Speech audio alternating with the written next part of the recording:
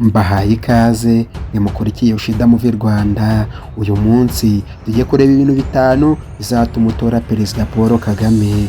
Ndabizi utangiye kugira amatsiko, ese ibyo bintu ni ibihe? Ko tuzi ko tumukunda, ko ntacyo twamwima. Yewe ntabwo ari byinshi ugiye kumva mu matwi yawe, ni ibyo usanzwe wumva rwose, ariko ni ibintu bitangaje.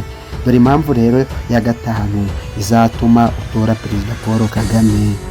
Perezida Paul Kagame ni wa muntu usezeranya ikintu abanyarwanda maze akagikora rwose akanarenzaho. Ibyo bamaze kubyumva.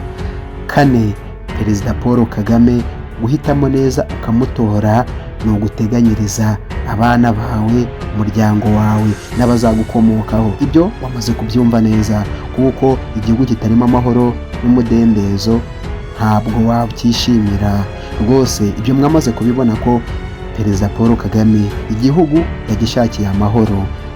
Ubu urumva ko wahisemo neza. Yewe tariki 15 z'ukwezi kwa karindwi nibwo iki gikorwa kizaba gitangiye mu mwaka w'2024. Gatatu, guhitamo neza Perezida wa Repubulika Paul Kagame ni uguhitamo impano y'Imana twiherewe na Nyagasani. Perezida Paul Kagame impamvu ukwiye kumutora, ni umuyobozi utandukanye n'abandi. Ni wa muyobozi ufite ubwenge buri ku rwego rwo hejuru, wa muyobozi ushakira igihugu cye amahoro. Wabyumvise, ni umuyobozi ufite uburyo akora mu tuntu twe neza, agashakira inshuti igihugu ndetse n'abanyarwanda. Murabyumva, iyo ufite inshuti ntacyo uba ubuze. Ibyo wabimenye. Ni umuyobozi mwiza ubana neza, ubanira benshi. Kabiri, guhitamo neza ukazatora Paul Kagame ni iby'agaciro. Ni wa muntu uzi gutanga ibiganiro neza, ni wa muntu uzi kuvuga neza. Yewe ibyo murabizi, amagambo agenda akoresha arimo ubwenge. Ni umuyobozi uvuga neza, ni umuyobozi wifitiye icyizere kirenze n'icyizere. Yewe ntiyabura kugira icyizere, kuko aho yakuye u Rwanda hari kure, ubu yarugejeje ku gasongero k'ubwamamare. Yewe ubu ndavuga kabiri, ni umuyobozi uzi kubana.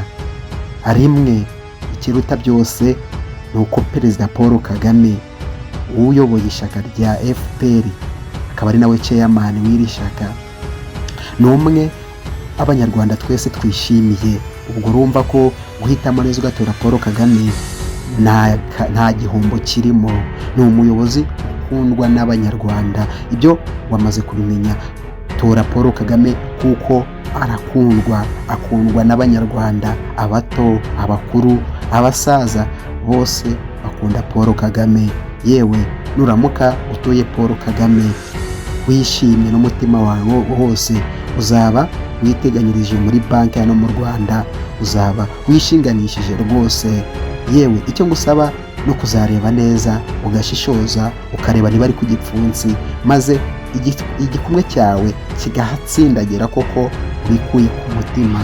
Ndagushimiye cyane wakurikiye video, wayikunze yisharinge, maze tuguhurire mu zindi video zikurikiye. Hasta la vista.